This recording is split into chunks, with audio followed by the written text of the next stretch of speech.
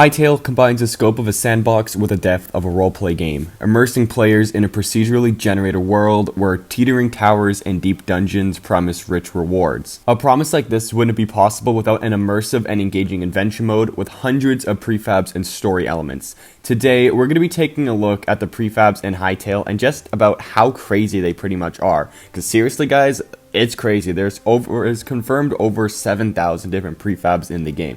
So you guys certainly wouldn't want to miss all of these, or all of the ones that I want to talk about today. So if you guys want to help out the channel, then make sure to hit that like button and subscribe. My goal is to reach 5,000 subscribers by the end of the year. So if you guys can help me do that, that'll be awesome. Over 80% of you guys aren't subscribed. So if you can just hit that big red button, it's free. As I just said, it's free. So if you don't like my content, you can easily unsubscribe later. So with all that being said, guys, my name is CanadianFlash and enjoy the video.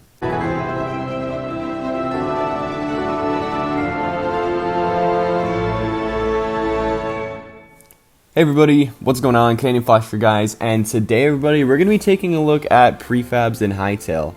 And I've done a video like this in the past, but it was with my really bad mic, and it was really bad, so probably don't even want to listen to it. I can't even listen to myself. How did I use that? Oh my god, it was horrible.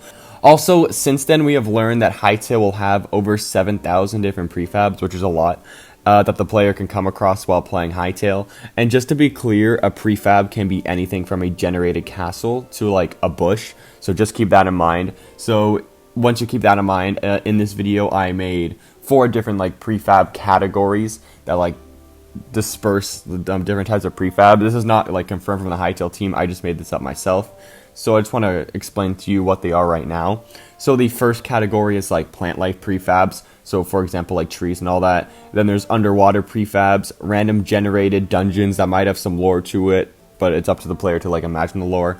And then there's full lore dungeons. I'll break them all down right after this. So first up, we have the plant life. And as I just said, it's pretty much a bunch of trees, bushes, maybe flowers that you can find around the world. This will probably be, I would like to think, a majority of the prefabs. Hate to say it guys, but there's probably going to be a lot of different type of tree variants in HYTALE, a lot of different type of bush, grass, maybe even flower variants. So that's probably why they're over 7,000, just because of the plant life. But either way, it is really cool how I like how they have over 7,000 different things interact. I'm not really sure how much like Minecraft and other games have compared to HYTALE, but I think 7,000 is a pretty good number. Like, it might look small just on paper, but if you see this in the game, you're probably not even going to get close to looking at all 7,000. Even if you play HYTALE for like 365 days straight, you're probably not going to just discover every single thing in the game, which is really awesome. You love to see that. I didn't want to cover the plant life one for too long because it's really not the most entertaining. The next one, I think this is this is like a really cool one, and this is the underwater prefabs. And a lot of people are really interested in like the oceans and the underwater exploration in HYTALE, and I could not be more like intrigued with this, because not many games I have played have good like underwater exploration. Obviously there's like Subnautica and those like underwater games, but those games are like made to be underwater. I think one of the better ones is like Ark, but other than that, it's not really that good. But in HYTALE, we have I know Minecraft did have the aquatic update, which is nice, but it's not really the greatest thing in the world. Like, there's nothing that can like attack you underwater, so it's pretty much the only way you can die is by drowning. So it's not really the most complicated. But in HYTALE, there's underwater mobs, like there's sharks, there's fence stalkers. Well, now they have the drowned in Minecraft, but other than that, there's not really much else. Underwater prefabs they seem to be really cool. They got a bunch of shipwrecks in HYTALE. They have a lot of like random ruins that you can explore. They have underwater caves, which is really nice. I know Minecraft has all this well, but I'm not really talking about Minecraft in this video. So underwater prefabs, I assume they would have probably some pretty good loot compared to like just random ones you see in like Zone 1 and all that. You're probably going to have some sort of scuba gear to go get these things, unless it's like a shipwreck near the surface, which would be really cool. And maybe you can even get like, maybe there's like a chest in there, you open it, there's a treasure map, and then you hunt down the treasure, kind of like how there is a treasure beside this crab in this one screenshot. So those are underwater prefabs. If I did miss any, then let me know in the comment section down below. And even for all of these ones, if I did miss any of them, I'll definitely try to throw up all the prefab images that we have on the screen, and then I'll have some like little prefab videos in the background, so those are really cool. So the next one we have is the random generated dungeons. That'll have some lore to it, but it's up to the player to imagine where the lore will be in the game. And these are pretty much just like the regular prefab that you'll just find around, like Zone 1, Zone 2, Zone 3, maybe Zone 4. So a lot of these are going to be like the random abandoned dungeons where there's probably not going to be any like skeletons or like zombies to battle. Maybe there's just a chest in there and then you open it, or maybe you have to battle like 1 or 2 skeletons to get it. It won't be the hardest challenge that you're ever going to do because it's a little random prefab. There also I also think that maybe these Scorched Ruins could be in this like little section over here, but then again the Scorched Ruins could also be in like the full lore dungeons because there seems to be a lot of lore with the Scorched Ruins. I also do think that a lot of the Zone 2 and I said before Zone 3 prefabs that you just see random like brick or something, or these random ones we get in the postcards from Arborist, those are probably going to be all these random like Zone 2 dungeons. Maybe there'll be some small hints of lore in it. You'll maybe see some like Gaia posters or like Gaia things, but other than that, those are all the ones that I believe will be in like the random generated dungeons.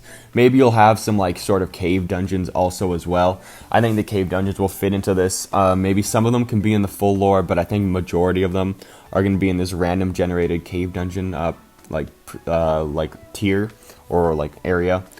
So, I also want to say that the Klopp's hidey hole, I think, will be in this little section over here. We don't really know much about the Klopps. We know they're the wandering traders in Hytale. So I think it'll be really cool if we can see their prefabs just all around, like wherever. Maybe it'll start in like a little cave, and all of a sudden you see a Klopp and they're just sleeping, and you can't wake him up. So you got to take his stuff, and then maybe if you take his stuff, he wakes up, and you got to fight him. That'll be really cool. So the final type of like prefab or like lore dungeon thing are the full lore dungeons, as I just said. And I think these ones are going to have so much lore to them. We might even see a couple cutscenes, which I really doubt will be in Hytale, but I would love if there's some sort of like little Gaia or Varen type flashback cutscenes. That'll be super cool.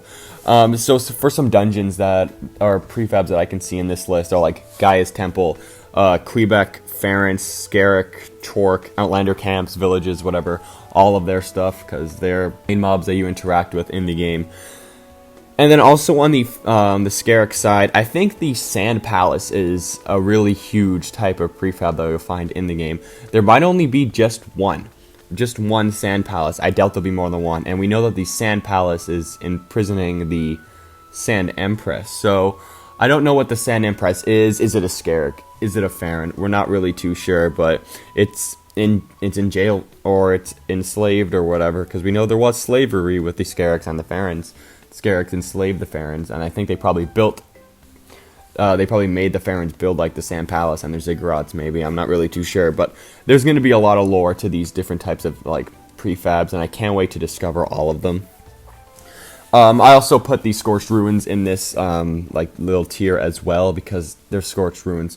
They said the lights are on, like the fire is burning there, but there's no inhabitants, which leads me to believe that there is one person like living there. So hopefully there's a lot of lore with the Scorched Ruins. I love Zone 4. It's such a cool zone, and can't wait to discover it. I also put, as I said, I put the Outlander camps. I feel like there's so much lore with the Outlanders. Like, why are they being controlled by Varen? Who knows? But either way, it's super awesome. We have pretty much every single type of like Gaia type of like building with all these little like Gaia symbols on them. Those are all like really, I would say, are really tied in with the lore, considering Gaia is like the main good guy and then Varen's the main bad guy.